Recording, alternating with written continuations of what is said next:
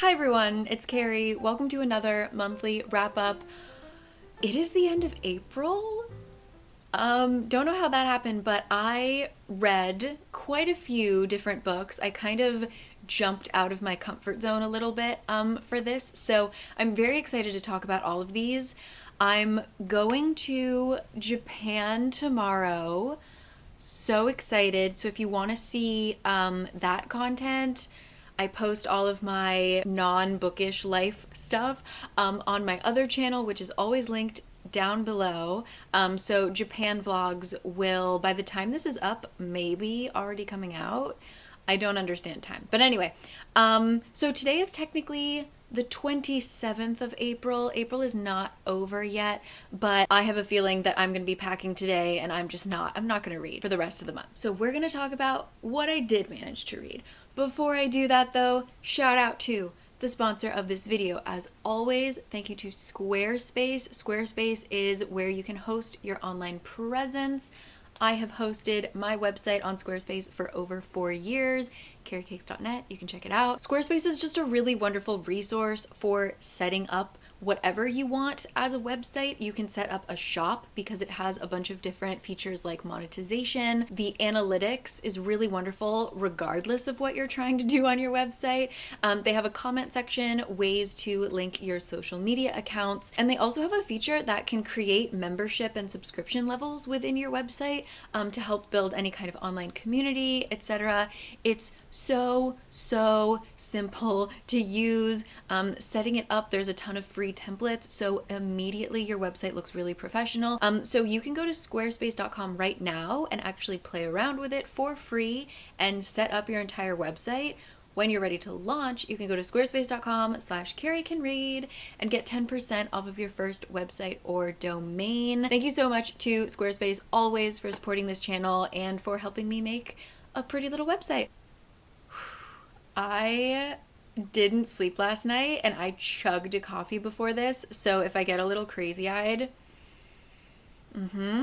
but we are starting out with a cute little cozy fantasy that is called Flowerheart. I started this on April 1st. It felt like spring. It set the tone. What can I say about this? It is about a world in which there are witches, and in the particular area where our main girl lives, there is this kind of council that controls all. It's sort of like a guild a little bit, so like the council needs to accept you as a member, and then they also just kind of keep tabs on the magic to make sure you're using it correctly, you aren't a danger to society, etc. Spoiler not spoiler, our girl is a potential danger to society. She has not figured out how to control her magic.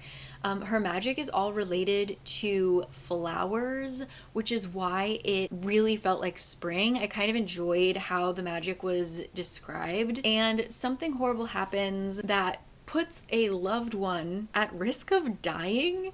And when I think back on, like, as I'm describing the plot, I realize that it sounds really high stakes. But as I was reading it, it didn't feel high stakes at all. I feel like I enjoyed reading it, but it all felt really surface level. The magic and like the world at large was never really explained. Just again, the characters all felt kind of surface level for something that she's dealing with a lot of deep things, right? Like she's at risk of the council, if they really think that she's a danger, completely taking away her magic, which is like the thing that defines her. She also may or may not be like killing the people that she loves. There is an absent parent that may or may not be evil. I felt like that could have been a really interesting thing to touch on, and it was just kind of like not. So I don't know how to describe it. It like passed the time, I would say. I loved the setup, but then once we got to the crisis and like now we're going to embark on this journey, that part was just flat. If you're just looking for something to like casually pass the time and you like reading about magic, it was okay. But yeah, I just wish it was a little bit stronger. I believe this is a debut, so I have high hopes for this author. The pieces were sort of there, but just not, it didn't hit as hard as I had kind of wished. So that's Flowerheart. There it is. After that, I finally read highly suspicious and incredibly cute. This author is known for her Chloe Brown books, which I have still not read. I keep my romances for my airplanes, and because I've heard such good things about them, I like keep those for when I'm really in a jam, right? So this was my first book by this author. It's a young adult contemporary romance. It's academic rivals to lovers / friends to lovers. How do I describe this book? It was a good time. It was cute. It delivered exactly what I wanted to, especially if I was younger. I would have really, really loved this book. We have 2 points of view. We have our main girl and our main guy, and they go to this pretty prestigious school. They're really high achievers, and if I remember correctly, and this is like one of the things about the book, is that even though I enjoyed it at the time, it did not stay with me whatsoever. That plot is gone. So if I remember correctly, they were kind of friends in the beginning, and then once they moved to this high school, he kind of became popular and she kind of became this weird girl, and so now they hate each other, the girl much more than the boy. It's one of those hatreds that's comical, I think. Other things happen in the book, but they end up finding themselves in this kind of camp for it's like this competition / camp for overachieving teenagers hosted by this like world famous prosecutor or something like that. And basically, if you win, you can work anywhere in the world. You have this person's sign of approval. You can walk into any company, any field, right? So obviously, everybody wants to win. It was cute. Like, that's really all that I can say. The only thing that bothered me, number one, I'm not really sure why she had a TikTok. One big part of her personality, our main girl, is that she is famous on TikTok for posting conspiracy theory TikToks. And I'm sort of, it like didn't really play into the plot that much. And honestly, it made me kind of side-eye her a little bit because I don't like people who post conspiracy theory content. So I just thought that was a little strange. And then just kind of in terms of the pacing, we really only see scenes of them when they are together and like either fighting or falling in love. So we'll have these like kind of time jumps where I guess they didn't interact for a couple days, and so then we jump to just like the next time they see each other. So it's just very centered on the couple. There's a couple conversations with like their friends, but really like especially the middle of the book, it felt like we were just kind of skipping only to when they were like having a conversation together instead of anything else happening around them. But overall, just like cute YA contemporary. I enjoyed. I read it in one sitting. Next up, I started Beasts of a Little Land. I bought this like it could have been a year ago. This has been in my house for so long because this cover absolutely kills me. I started this in the beginning of the month. I finished it yesterday. So I did put it down. Beasts of a Little Land. This is historical fiction. It follows a ton of different characters, and it takes place in Korea from the 1910s until about almost the 1970s. And like I said, we follow this whole host of characters as we go through the Japanese colonial period, we go through World War II, we go through the Korean War, and we follow people who are Korean, we follow people who are Japanese, we follow people who are communist, who are not. Just a very interesting host of characters, and like I thought did a really good job of showing the complexity of Korea in that 70-year period. I will say there were quite a few characters. They do all tie together, so you do have to read every part. There were a few characters that I just couldn't care about, so that made reading it a little bit difficult.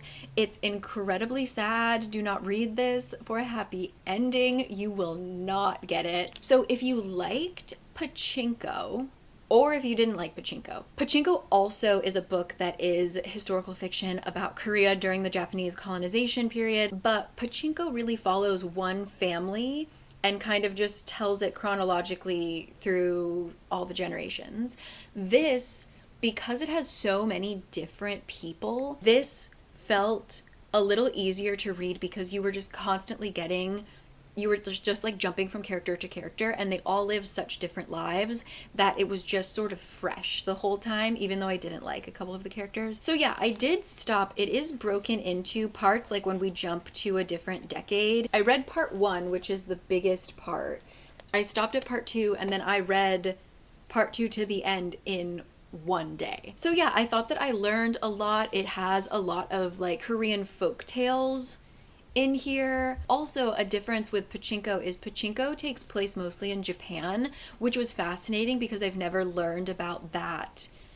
Koreans in Japan during the Japanese colonization, never learned about that. So that was fascinating. But this takes place in Seoul, which is just so exciting to read because, I mean, I live here. So to have them reference neighborhoods and where they are and stuff like that, it was really great. So this, yeah, takes place, almost all of it takes place in Seoul. It didn't super duper suck me in. I really enjoyed it. Beasts of a Little Land. After that, I waited forever for this at the library, and I read Memorial. This is a contemporary literary fiction, and it follows 2 different perspectives, 2 men in one relationship that is falling apart. And they are not physically together for most of the book. So the book pretty much begins with one of the partners being like, hey, last minute, but like,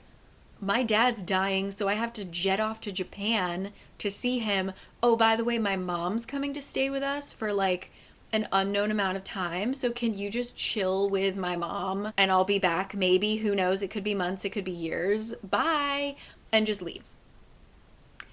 So like I said, the relationship's not going well. So half of the book is the one partner who was left behind with his boyfriend's mother, who is this like really sassy Japanese lady. I actually really enjoyed that POV of that character. And then we also switch and we are in Japan with the other boyfriend who is dealing with his father who has cancer, and like helping him out. And they have had a really horrible relationship growing up, and so they try and repair that. It just was about so many different kinds of love and kinds of relationships. I really enjoyed it. It was very short, but it was one of those books where we switched points of views, and I was really bummed because I loved the first POV, but then by the end of the second POV, I was like, damn, I don't want to leave this one either because it's so good. So I find that that's such a mark of a good book, is when both points of views just really, you don't want to switch because they're both so good. Yeah, it's not a happy book, but it's a beautiful book, and I just thought it was really well done. So that was Memorial. All right, next I read Spice Road, which I absolutely thought was going to be a standalone. This is going to be a series. It is a young adult fantasy. It is set in this world where there is magic. It's this city that's super protected, and you cannot leave it because outside is where all of these like demons and jinn and all of these things live, that it's the role of the citizens of this city to fight it. There's this whole mythology to it, why this city exists and stuff like that. You learn about it in the book, but that's essentially what's going on. Our main girl is one of the kind of soldiers of this city. She's incredible at killing these like demons and monsters and things that attack the city. But she and her entire family kind of have this mark on their name because the older brother disappeared. And it's because he disappeared, some people believe that he killed himself. Some people believe that he defected and somehow ran away. But what could you run away to? Because we're the only city that exists, right? And so our main girl just tries her best to kind of bury that and just like put her head down and continue life. But her family just cannot. They're falling apart. And so when her little sister gets into a little bit of trouble and they end up finding out some information that they weren't supposed to know, it opens up this whole adventure, and finding out perhaps there is something on the other side of those cursed lands filled with demons, right? Of course, she embarks on this journey with her nemesis, who's also just like this really attractive guy. I thought the very beginning was really interesting, setting up the world, and then it got kind of slow as I'm like waiting for action to happen. It definitely got a lot better in the 25% mark on, but it just sort of overall lacked something for me. I thought that the ending was interesting, and it did definitely have a lot of like political intrigue. There's like underground networking and secrets upon secrets upon secrets and stuff like that. So I thought there were so many interesting things, but in terms of reading it, I was a little underwhelmed for how much I wanted to read this because I saw so many people love it. Interested in the second one, but the first one didn't wow me, I will have to say. So that is Spice Road. Oh my god, okay. I'm so excited that I found out about this. I don't know who recommended this to me, so if you are that person, please let me know because thank you. I read cult classic. As I have often said, in university, I really didn't have that much time to read. So if I was reading, it tended to be like poetry or short stories, things that I could read in like short bursts.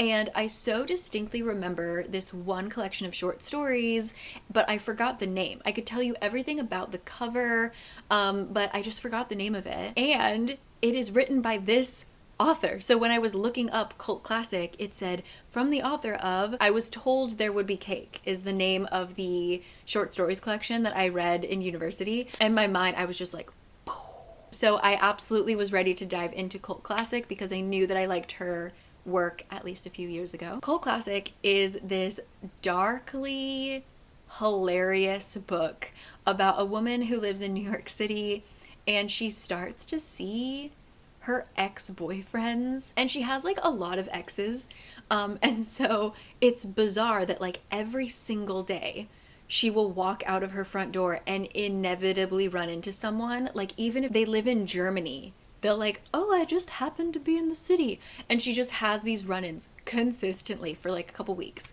We find out that there may or may not be this cult behind it all. I don't want to spoil it, but it's like deeply funny. It feels like, I mean, she lives in New York, the author, and it's so apparent, like it just felt like a New York story. It made me so homesick for the city, and yeah, it was just really funny and weird. I recommend it. It was really short, and it actually inspired, I'm working on a video about dark comedy books, so yeah, definitely, like I said, short read, talks about love and closure and anxiety and self-acceptance, manifestation, all the good stuff. Cult classic. Ooh, after that, I read Final Girls Support Group.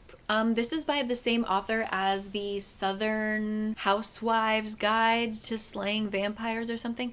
I really enjoyed that. I read that in autumn, and I had a really good time, so I definitely will read anything that Grady writes. And I had gotten this mixed up. I always thought that I had already read it because I had read Riley Sager's Final Girls. So I'm glad that I actually tried this one. Did not love it as much as I liked Vampire Slaying one because it was just really, really dark. But I do appreciate that Grady can write really imperfect people, like writing people as people instead of just kind of caricatures. Because when you're dealing with a group of people, Final Girl Support Group, Final Girl as in they were all in some kind of mass murder situation and they were the only girls that survived, and they were all from different ones, right? And then it was like the 80s, so they all got like movie spin-offs, like biopics, but they were like campy 80s horror movies.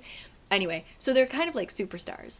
But to write about girls who have gone through something so traumatic and to write them, I think, well in terms of like how they can function as humans after that, in very complicated ways. I thought that that was good, but just in terms of the story, maybe it just wasn't my style. It wasn't my fave, but it definitely delivered what it said it was going to, so I can't fault it. It just, for my personal taste, didn't super love it. It's got tons and tons of trauma, so look up trigger warnings. I appreciated it for what it was.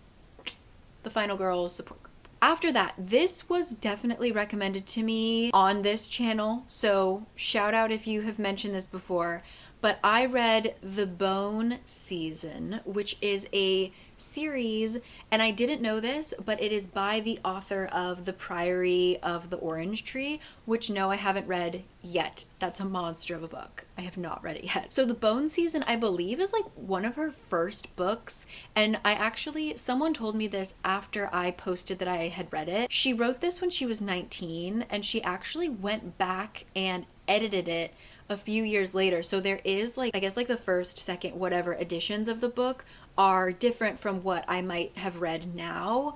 I'm not sure if I read the edited version or not, but she definitely, as an author, has accepted the fact that she was young and inexperienced when she wrote this, and so she herself agrees that it's a little bit heavy and she could have done better, right? So knowing that now, this is a complicated dystopian fantasy.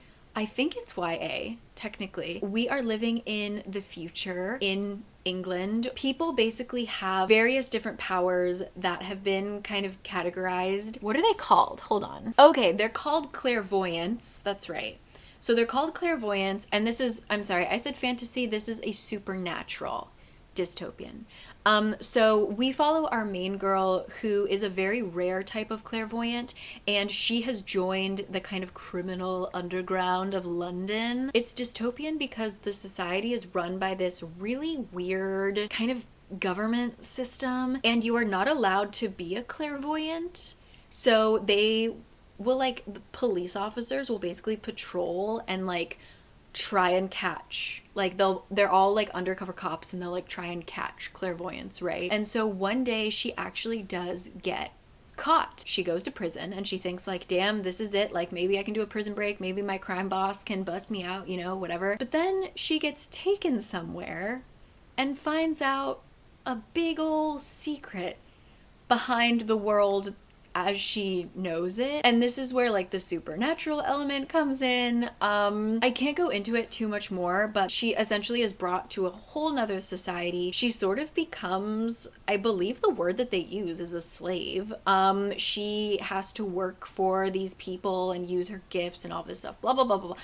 I don't want to spoil anything, but it was complicated and there wasn't that much action. I personally didn't love it. I also think one of the issues I had was the book that I read combined The Bone Season and The Pale Dreamer, which is a novella, but it did not make it clear that that was a completely separate novella. It was sort of tacked on to the end of the book like an epilogue. So I thought like, oh, okay, let's read the epilogue, and it's 100 pages. For me, I had to read like 700 pages of this book, when I feel like if it had been more clear that that was just a novella, and this is purely the fault of like just the ebook that I got, maybe I wouldn't have been as tired, but I just sort of felt tired after reading it. A book can be complicated but then have the payoff of a really good, exciting story or like really exciting characters, whatever, but it was just sort of complicated. And then also I didn't really connect with any of the characters. I didn't really buy a lot of the friendships or relationships. So for me, I'm not going to continue the series, but that hasn't like turned me off of her writing. One day, I will still read Priory of the Orange Tree, but today is not that day. I also think it's really funny that the crime boss, when he talks about like what the clairvoyants do, he calls it mime crime. And like and it's mentioned a lot, and every time I read mime crime, I just like couldn't take the book seriously. So yeah, I feel like I'm such a hater this month. I'm so sorry, but the next book I read was Modern Divination. This was recommended to me in the comment section. I picked it up. I actually bought it because I thought that it had everything that I wanted, and it wasn't available at my library yet. It is a self-published, very recently published academic rivals to lovers fantasy. I talked about it a little bit in my reading vlog that I posted a couple weeks ago, but it follows our main girl who is a witch. She goes to, is she at Oxford? She is at school just trying to like live her life. She's studying like occult symbolism and theology or something like that. I'm not sure. And she's excellent. She's really smart. So she gets invited by one of her professors to go to this kind of gala, this ball, you know, Oxford, whatever. And she is going to talk about her research and stuff. She's going to be able to talk to people in her field, and she's so excited. So she gets there, it's all fine and dandy, except for number one, the person that she hates the most in the world, the second best person in the program, her academic rival, I might say, is there. So she is no longer having fun. And then her friend, who's like a international exchange student from Spain, gets murdered mid-dinner. Somehow we find out that someone is out there trying to kill witches, and one of her targets happens to be our main girl. Academic rival named Theodore, or Teddy, he decides to help our main girl out for God knows what reason, right? So they go off during winter break and stay like in his family friend's cottage in the middle of nowhere, England. Okay? And that's where most of our story takes place. They're trying to figure out who is trying to kill people, how do we stop them, whatever. It sounds like a really interesting premise, which is why I bought the book. This was the most bizarre reading experience I've had in a while. There were just so many things that were so weird. So in terms of world building, it is never explained about the magic. We don't understand if witches are hidden. They seem to be secret, but like why? We don't know if they're rare. Like there's so much we don't know about the magic. Our main girl is absolutely hateable because the main guy is like so clearly like, I never really hated you. Like I might have been a jerk once, but other than that, like, I'm sorry. I'm trying to help you stay alive. And she is like so mean to him that it just like, clearly she was in the wrong and like you just wanted to kind of smack her out of it. It was just like, get with it, girl. It was silly. And then I even kind of forgot the plot while I was reading it in terms of like, oh yeah, we're trying to figure out who's trying to kill everybody, because so much of the book was just them existing in this small town. Another bizarre detail was that characters would be called so many different things, and like in the middle of the book, they would use their full name. So like if you're gonna introduce a character as John Smith, right? You're not gonna call him, you're not gonna say like in the middle of the book, John Smith says, you would just say John.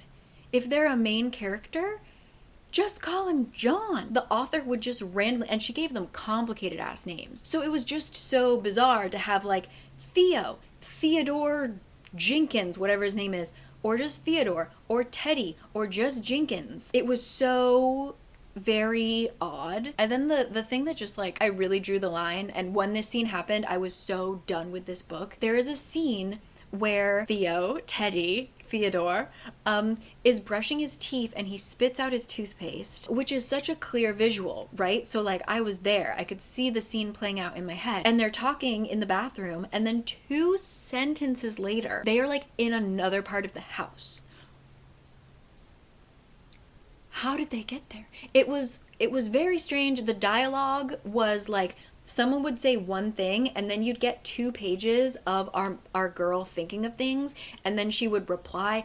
It was truly, I don't understand this book, and I wanted to love it so much. I don't know. So I hope that the author continues writing. I hope that she maybe takes a little bit more time with a separate editor. I don't know if this was also self-edited. This was self-published.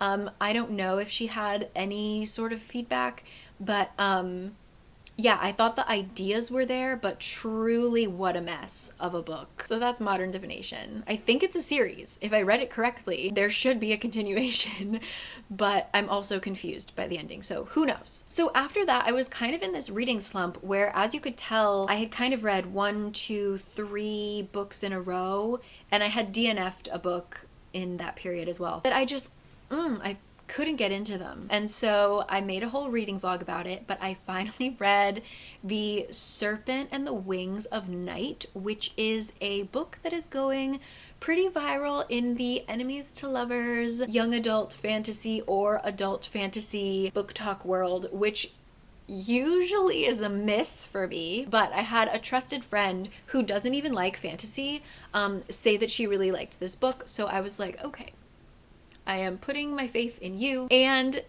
I enjoyed it. This is a vampires meets Hunger Games, sort of. I ate it up. I was engaged from beginning to end. It was great. So we have a human girl who was rescued when her village was destroyed.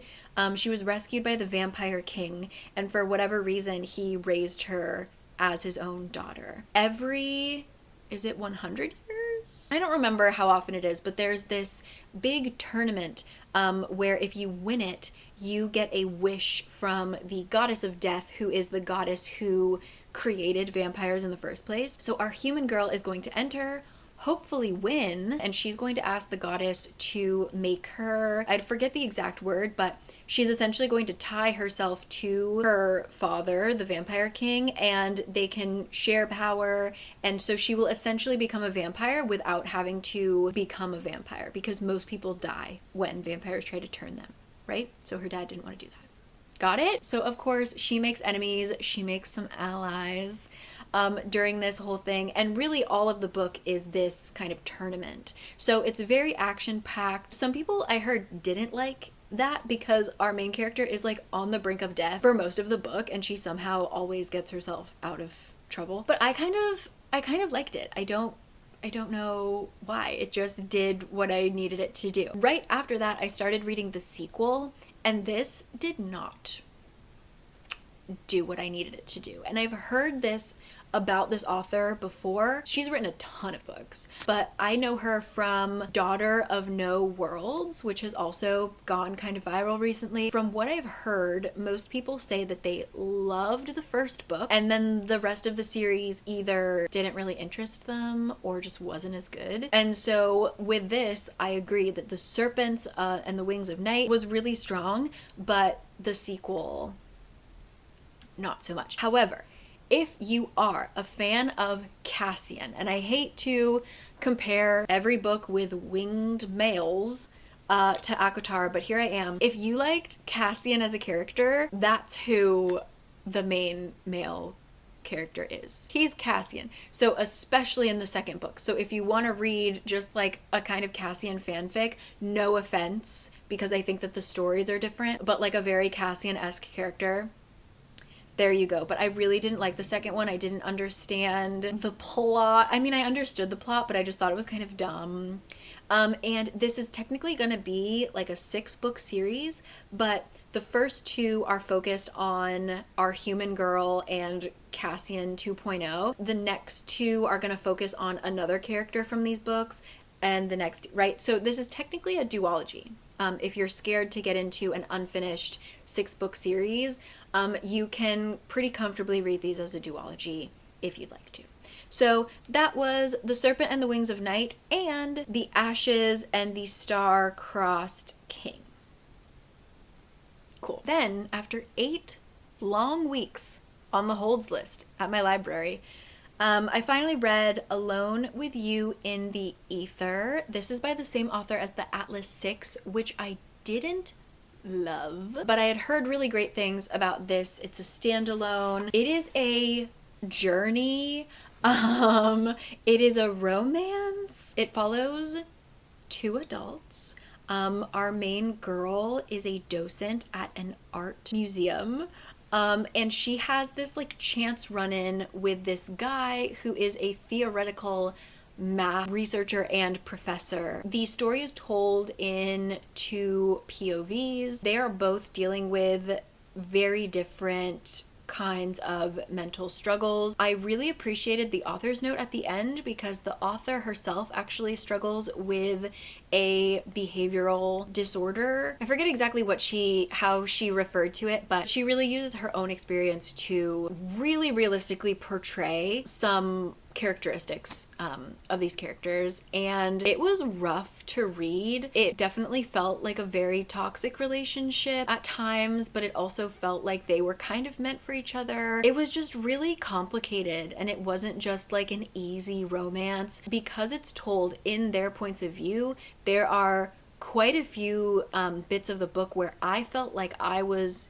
having racing thoughts because it read like that.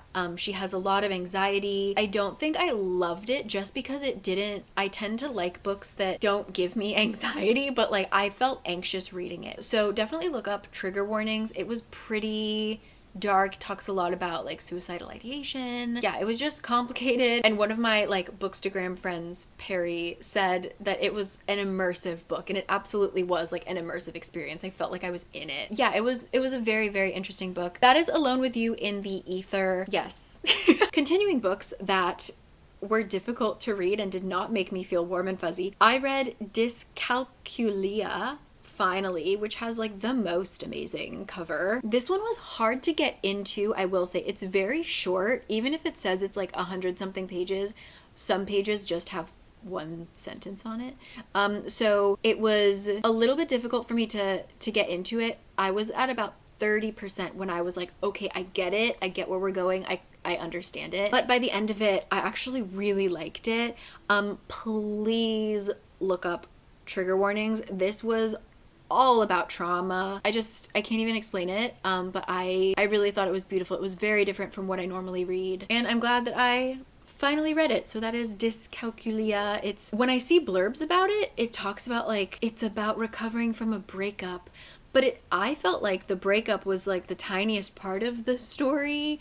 It goes all the way back to her childhood and how one event in her childhood completely changed everything about her life and everything about her, and the importance of getting a correct diagnosis for your brain and stuff like that. Yeah, just, it covered a lot of things. Really good. Dyscalculia. After that, so I mentioned earlier in this video that I'm going to be working on a list of dark comedic books. And so the next two books absolutely fall into that category. And so I read The Bandit Queens. This takes place in a very small village in India where there's a group of women who are drawn together only because they have like a group loan. Like the bank will give a group of women a loan, and then each person within that group is responsible for paying a portion of it, right? So that's how they're friends. Our main character, whose name is Geeta, she is like the village pariah because her husband disappeared and everyone believes that she killed him. And so they're like, even the children are like, you're a witch, right? She's hated. And so she just lives her quiet little life. So she has her little business and all she wants to do is raise enough money to get a damn refrigerator. And that's all she wants in life, right? She's gonna pay her little loan, blah, blah, blah. Until one day, one of the girls in her group approaches her and asks if Geeta will help kill her husband, like Geeta did to hers. For whatever reason, Geeta agrees.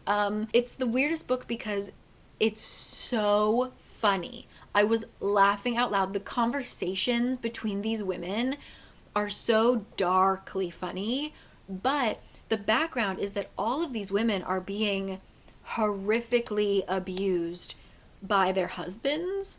So it's weird for me to say that this is a hilarious book when like the reason that the first woman wants her husband dead is because he hits her and her children. And like, that's not funny, but the conversations and just like the flippant way that they're like, yeah, we'll just stab him in his sleep, you know, like it's so funny. And it just continues from there. The utter incompetence of men, the incredible power that these women have, hilarious. There were tiny little points where it got kind of slow, but the second there was dialogue, the dialogue is gold, and I was, like, oh my god, I was losing my mind. It was so funny.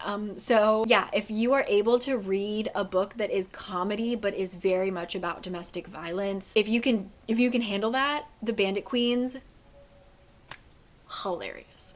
Okay, and then the last book I read for this month, I finished it last night. It's called Eat Your Heart Out. I got this from when I was looking up books that are dark comedies. This book wasn't as funny as I thought it was going to be based on the fact that I got it from a book list of dark comedies, but I think just the situation in and of itself is quite hilarious.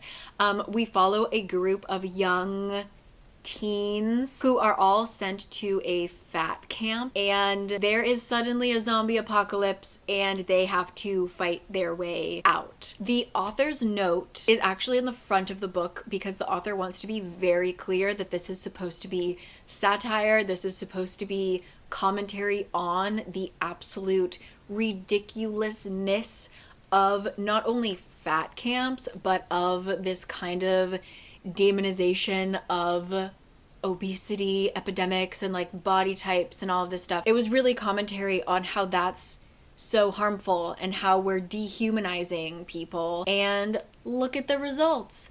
Zombie apocalypse. Like I said, it wasn't like on paper funny, but I did enjoy a lot of the characters. And if you like just like slasher zombie horror, that's exactly what this kind of felt like. I could see it becoming a film. Yeah, I thought for just like a YA zombie book, it was quite good. And yeah, I thought that it was very nuanced. That social commentary was there and clear, but it was very subtle, but somehow the zombies didn't overpower it, you know?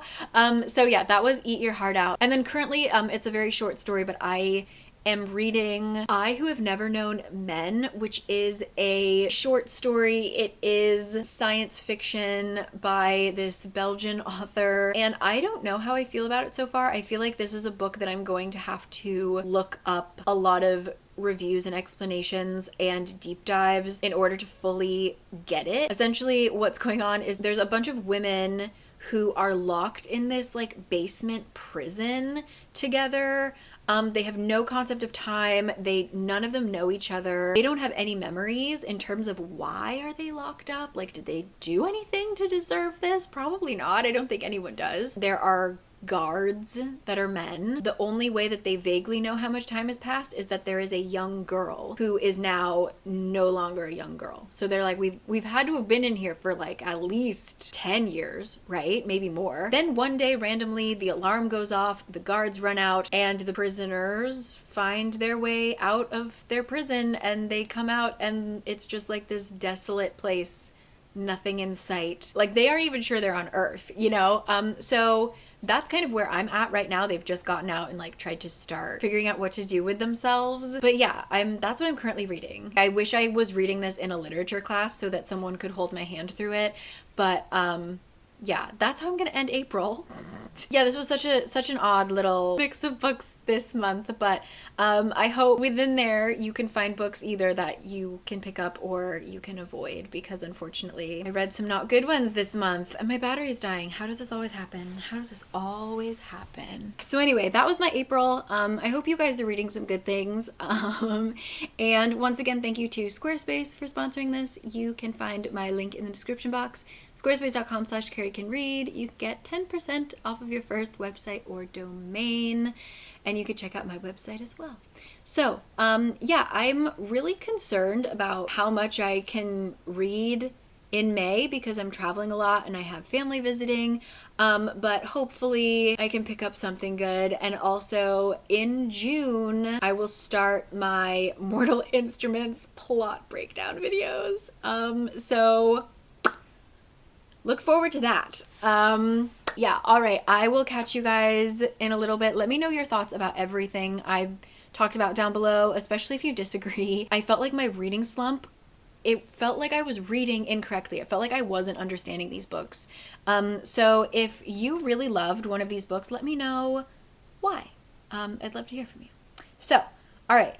I'll catch you guys later. I have to finish packing for Japan. So excited. And I gotta eat lunch. So hope you guys are doing well. See you next time. Bye.